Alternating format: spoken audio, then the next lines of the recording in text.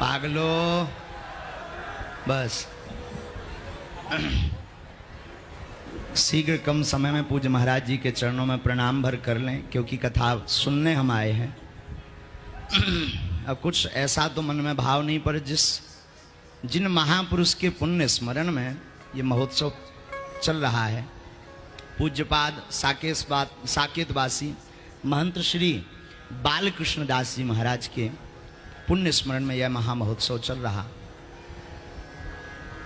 हमारे पूज्य दादा गुरुजी जब कभी कभी बैठते थे तो एक बहुत श्लोक की एक छोटी सी सूक्ति बोलते थे, छिन्नो अपि चंदनम तरु गंधम ना जहाती।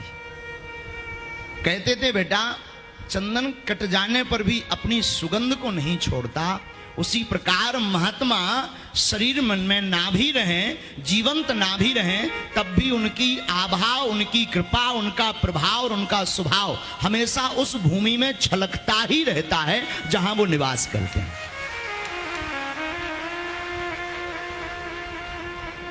तो ऐसे पूज्य महाराज श्री जी के पावन पुण्य स्मरण में एक हमारे बुंदेलखंड के संतों के, पूरे भारतवर्ष के, विश्व के, अब महिमा के लिए क्या, पूज्य श्री मलुक पीठ वाले महाराज जी, हमें तो आपके स्वरूप में अपने दादा गुरुजी ही नजर आते हैं।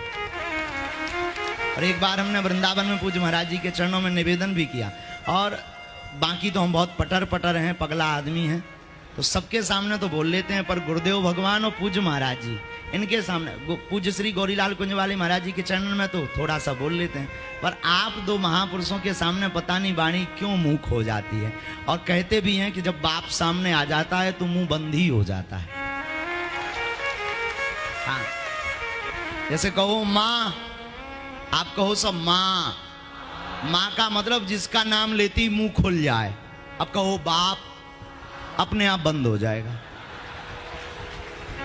प्रत्यक्ष है, कोनो संदेह नहीं। बाप का मतलब ही जिनके आते ही सब कुछ न्यूट्रल हो जाए। तो ऐसे पूज्य महाराज श्री जी दादा गुरु जी के रूप में, बुंदेलखंड के सिरमौर के रूप में, पूरे भारत के सिरमौर के रूप में महाराज जी आप सबको कथा सुना रहे। हम तो विघ्न बनने आ गए हैं, सुनने आए हैं, लेकिन एक सूत्र की चर्चा करके हम वाणी को विराम देंगे।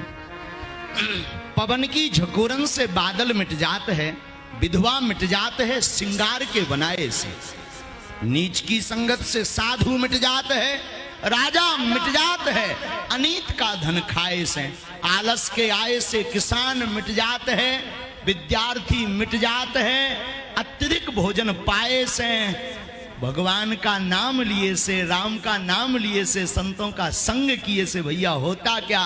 बोले भैया, जिस प्रकार रोशनी के आते ही उजाले के आते ही अंधेरा मिट जाता है, उसी प्रकार कथा सुनते ही, संत चरणों में बैठते ही, गोविंद का नाम लेते ही पाप मिट जाते हैं। राम का नाम लेते ही, संतों के जीवन में आते ही पाप अपने आप छूमंतर हो जाते हैं। और ऐसे महापुरुष कथा सुनाने को बैठे हों तो निश्चित रूप से आपके हमें तो लग रहा हमारी अनेक पीढ़ियों के पुण्य हैं, जिसका सुपरिणाम यह है कि पूज्य महाराज श्री जी के मुखारविंद से कथा सुनने का शुभ अवसर मिल रहा।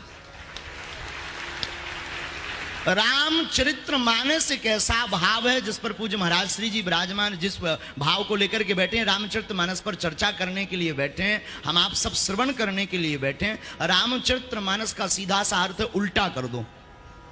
रामचरित्र मानस का जब आप उल्टा करोगे ना, तो उसका होगा मानस चरित्र राम।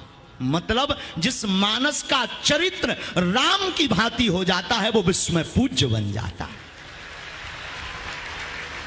जिस मानव का चरित्र इतना सुंदर भगवान राम की भांति हो जाता है ना, वो एकदम पूज्य बन जाता है। हम निवेदन करेंगे जीवन में पूरी राम कथा आपके समझ में आए ना आए, महापुरुष की रहनी सहनी आपके समझ में आवे ना आवे, तुम एक काम करना, पूरी रामायण के 2 अक्षर रा और माँ दोनों को जीवन में उतार लेना, आपकी जिंदगी में नित्य चमत्कार होने लगेंगे। आपकी जिंदगी में नित्य उजाला होने लगेगा, आपकी जिंदगी में नित्य वृद्धि होने लगेगी। राम हमसे अभी जब हम बाहर गए थे तो बहुत लोग कह रहे थे भगवान आपके राम जी भारत के भगवान हैं। हमने कहा नहीं, वो विश्व के बाप हैं।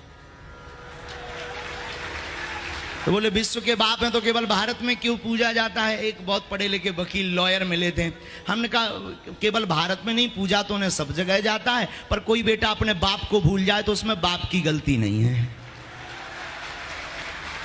तो बाकी लोग भूल गए हैं, भारत वाले अभी भी पता है उन्हें कि ये हैं। तो बाकी जो भगवान राम को अपना परम पिता नहीं मानते, इसका मतलब ये है कि वो निकम्मे पूत हैं। वरना भगवान श्री राम जी तो पूरे विश्व के परम पिता हैं, इसमें किंचित मात्र भी संदेह नहीं है। और भगवान श्री राम जी के जीवन में, उनके चरित्र में आप पढ़ेंगे, रामचरितमानस की लीला जो भगवान राम जी ने की है, हमारी बुद्धि तो कहती है, छोटी सी कुमति कहती है, हम आपको सिखाने के लिए ही की है। भाई से भाई का क्या नाता होना चाहिए, पुत्र के साथ क्या व्यवहार होना चाहिए, राजा का क्या धर्म होना चाहिए, स्वामी का क्या धर्म होना चाहिए, और सखा का क्या धर्म होना चाहिए, ये सभी विस्तार पूर्वक चरित्रों का वर्णन, इन सब की मर्यादा भगवान राम जी ने रामचरितमानस में बताई। जीवन में आप कितने भी बड़े हो जाओ, अपनी मूलता को मत छोड़ना। मूल में हमारे राम ही हैं, अस्तित्व हमारे भगवान राम ही हैं, इनको कभी मत भूलना। प्रसन्नता में भी नहीं और दुख में भी नहीं। दुख में तो ज़्यादातर याद कर लेते हैं, प्रसन्नता में संसार के बड़ी बड़ी पार्टियां याद आ जाती हैं। हम यही कहेंगे, जब जब तुम्हारे जीवन में प्रसन्नता आवे, जितना नाम बढ़े उतना ज़्यादा और भजन बढ़ा देना चाहिए।